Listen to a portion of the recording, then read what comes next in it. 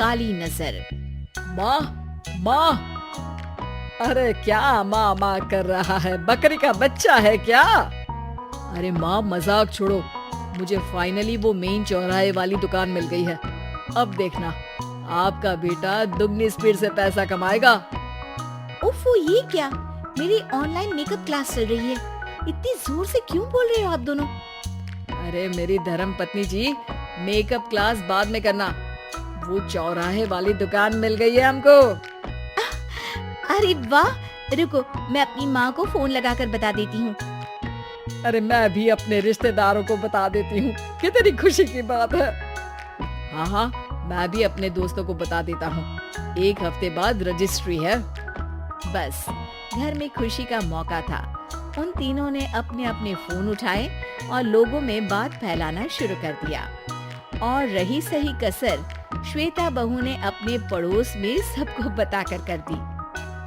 अरे वर्मा आंटी, अब हम भी जल्दी कार ले लेंगे। घर का रेनोवेशन होगा और ठाट से रहेंगे हम भी।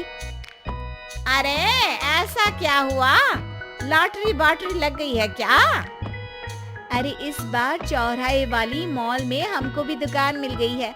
दुकान नंबर 21, जो एकदम चौराहे पर है। अब ग्राहक बढ़ेंगे तो आमदनी भी बढ़ेगी ही ना। अरे वाह, कितनी खुशी की बात है। मैं बहुत खुश हूँ तुम्हें इतना खुश देख के। बाकी एक बात कहूँ, सबको मत बताते फिरना। किसी की नजर लग जाएगी तो खुशी की खबर वापस लौट जाएगी। हैं? ऐसे थोड़ी ना होता है। अब डरा रही हूँ। अरे सही कह रही हूँ। काली नजर कहते हैं इस चीज को, जब आप किसी को कुछ बताओ और वो काम बिगड़ जाए। अरे लेकिन मैं तो... तुमने सबको बता दिया ना? हाँ, फोन लगा लगा के। अब बच के रहना। काली नजर बड़ी खतरनाक होती है। श्वेता इतनी खुश रहती है कि वो वर्मा आंटी की बात पर ध्यान ही नहीं देती, जबकि पड़ोस में और भी लोगों से खुशी की खबर शेयर करती रहती है। अगले दिन राजेश बहुत दुखी होकर घर आता है। अरे बेटा, क्या हुआ? मुंह क्यों सूजा हुआ है?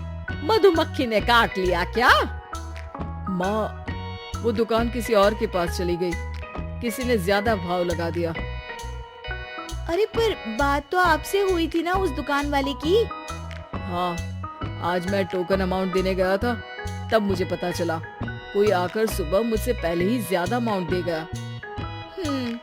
काली नजर। क्या कहा? वर्मा आंटी ने समझाया था कि किसी को बताना मत, वरना काली नजर लग जाएगी। अच्छा, तुम्हें उनकी बात मान लेनी चाहिए थी। उनकी बात मान लेती, लेकिन उसके पहले ही सबको बता चुके थे ना हम तीनों। अरे अगली बार से ध्यान रखेंगे। कोई भी नई चीज होगी तो किसी को नहीं बताएंगे। तीनों कुछ दिन ऐसे ही रहते हैं, पर एक दिन श्वेता को एक मेल आता है। राजेश, मेरा ऑनलाइन मेकअप कोर्स कंप्लीट हो गया। अब मैं खुद का पार्लर खोल सकती हूँ। अरे वाह, अपने मोहल्ले में ही खोलते हैं। ये जो घर के सामने दुकान है ना, वहीं। हाँ, यहाँ सस्ती भी मिल जाएगी। अगले दिन श्वेता वर्मा आंटी के पास जाती है मिठाई का डब्बा लेकर। अरे आओ आओ, कैसे आना हुआ? जोर से नहीं बोलूंगी। वो सामने वाली दुकान है ना, वहाँ मैं अपनी पार्लर की दुकान खोलने वाली हूँ। उसकी मिठाई है। अरे वाह, बहुत बधाई हो तुमको। हाँ, मैं कमाने लगूंगी तो राजेश पर पूरे घर का बोझ नहीं रहेगा ना आंटी जी। ये तो है, पर ये बता कि तूने ये बात किसी और को तो नहीं बताई ना? अरे नहीं नहीं, पिछली बार गलती कर दी थी। काली नजर लगी किसी की और राजेश के हाथ से वो दुकान चली गई थी। सबको मत बताना। चलो मैं चलती हूँ, कल दुकान की बात करने भी तो जाना है। अगले दिन श्वेता दुकान के लिए मालिक से बात करने जाती है। अरे लेकिन दुकान तो हम कल रात को ही किसी को दे चुके हैं। कल ही? हाँ, कल ही। 2 दिन बाद कोई यहाँ पार्लर भी खोल लेगा। अब कहीं और दुकान देख लीजिए। अरे पर हमको भी तो पार्लर ही खोलना था। भैया एक ही दुकान है, आधी आधी तो नहीं दे सकता ना मैं। राजेश और श्वेता घर पर हताश होकर आ जाते हैं। इस बार तो किसी को बताया भी नहीं था, अब किसकी काली नजर लग सकती है। सुनो, तुमने माँ को बताया था क्या? अरे कैसी बात कर रही हो, माँ की नजर थोड़ी ना लगेगी। पक्का तुमने किसी को नहीं बताया था ना? सिर्फ वर्मा आंटी को बताया था, उन्होंने ही मुझे किसी को नहीं बताने को कहा।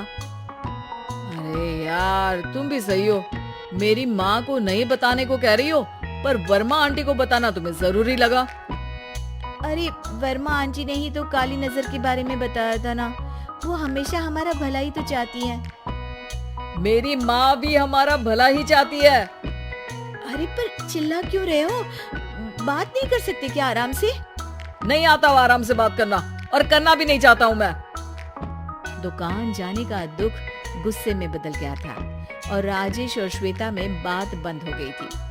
2 दिन बाद मोहल्ले में पार्लर का इनॉग्रेशन हुआ, जिसमें मोहल्ले के सभी लोगों को बुलाया गया, पर श्वेता, राजेश और माँ नहीं जाते। माँ अंदर आ जाओ, क्या देख रही हो? अरे नया पार्लर देख रही हूँ अपने आंगन से।